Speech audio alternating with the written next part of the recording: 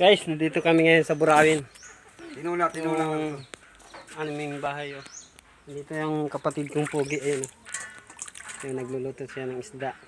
Ako naman ang magluluto ng alimasag. Yan. Dito si Pogi. Yun, si Pogi. Mga manok niya, oh. Guys. Tingnan mo dito, guys. Kung isipin mo, maliwanag, maliwalas dito. Wala ka problema pag dito ka nakatir, guys. Malamig ang simoy ng hangin. Presko.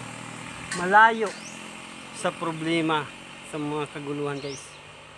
Oh, pwede ka pa dyan mag-garden, guys. Ayun yung isa kong brother na Pugi. Ito naman yung isa din, Pugi din ito. Ngayon, magluluto na tayo, guys, ngayon.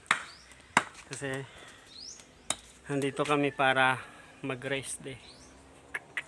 Bye-bye.